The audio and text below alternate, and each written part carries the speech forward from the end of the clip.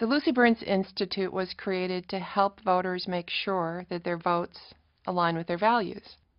In order to do that, voters need high-quality, authoritative information about elections, incumbents, and candidates at all levels of government.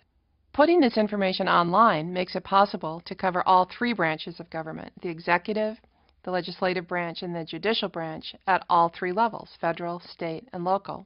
When you include the local level, there are over 507,000 elected officials in the United States. Wouldn't it be great if voters could find information about every single election, incumbent, and candidate anywhere, at any level, for any branch of government? That's what we want to do. There are record high levels of discontent with government and our elected representatives. We hope to be part of the solution to that by providing the best possible information online about elections and candidates.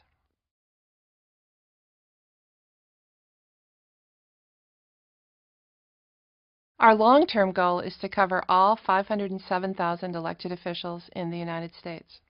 Right now, between Ballotpedia and Judgepedia, we cover over 50,000 elected officials.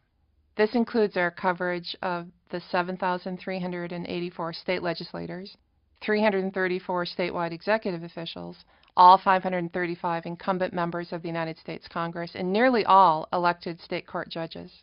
We also cover appointed officials and many primary and general election challengers, as well as statewide ballot measures, local ballot measures, and recall elections.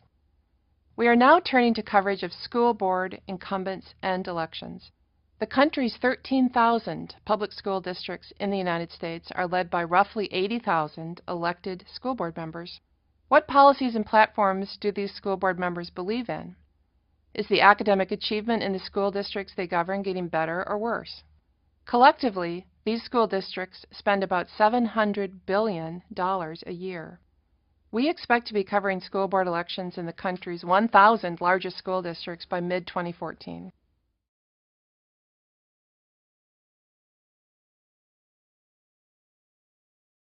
Every time someone visits one of our pages about an incumbent, a candidate, or an election, that page view only costs about 2 cents. We excel at providing very high-quality information at a low cost. Another leverage point we have is that we have been very fortunate in attracting researchers and writers to our staff who are fanatic with passion and enthusiasm for the mission that we are trying to enact. They care deeply about it. They are the reason that we're able to do what we do, and they're the most amazing staff ever.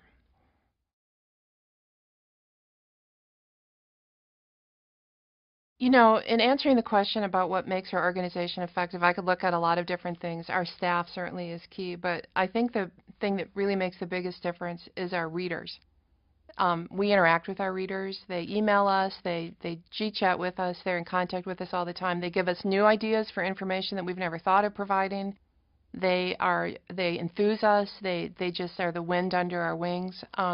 We love our readers. They are probably what makes us able to do what we do. Another thing that's important is our staff. We provide extensive training for them and how to understand, especially the little corners of politics that they may never have had any reason to understand, the processes that people have to go through to get on the ballot and so forth. So they become very well educated in sort of obscure branches of how politics actually works. But what really matters, and what we see over time in our staff that stay with us, are that they come to love our readers. Their heart is invested in our readers. They really want to honor that reader and that impulse that that voter has to figure out what the voter is going to do. So we give them great training, but it's their heart that matters.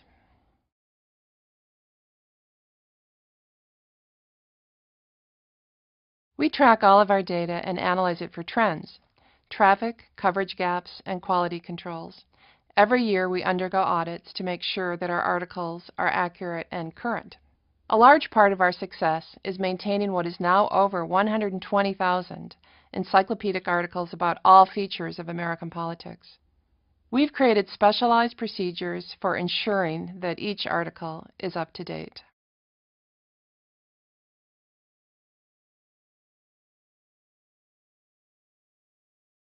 Well, donors ask us all the time how we guard against vandalism, and the reason that they ask us that question is because we use the same software MediaWiki that Wikipedia uses, and of course people are well aware of vandalism problems on Wikipedia.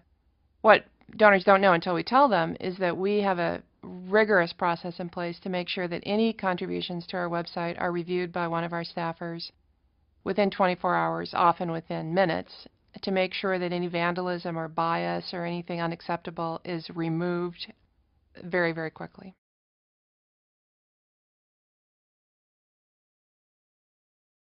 We've learned how to use online publishing to consistently and reliably provide very high-quality voter information in a very cost-effective way.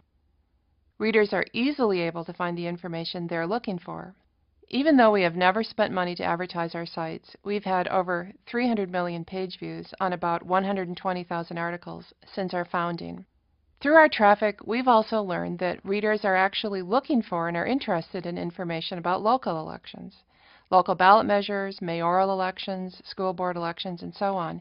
Until we started doing what we do, we don't think that most people realized that there was a lot of demand among voters for that kind of information. We've learned that this is an underserved interest online, and by establishing that there is a consistent audience for it, we believe we've attracted more media coverage, more broadly speaking, to these down-ballot elections.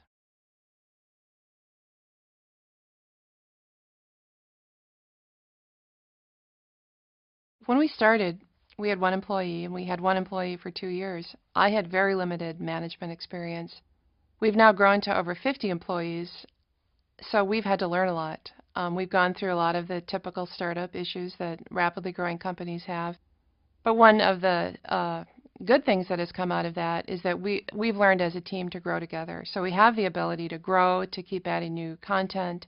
And so although I kind of laugh about some of the things that happened early on in our organization, I think that going through those bumps in the road has really strengthened us for the future.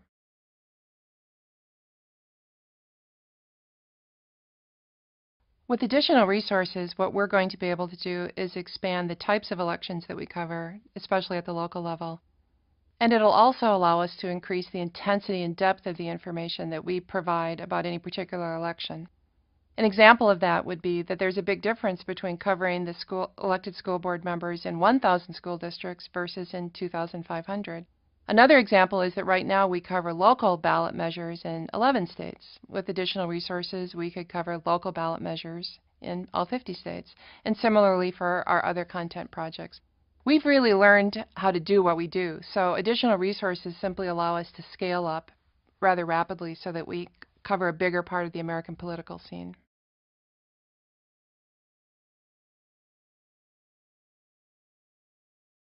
We are working toward our goal to cover all 507,000 elected officials. We constantly see gaps we could fill if given the resources. For example, we could start to cover city council elections in addition to mayoral elections. Another gap we could fill is gubernatorial cabinet coverage in the 50 states, as well as the heads of every key government department or agency in each of the 50 states.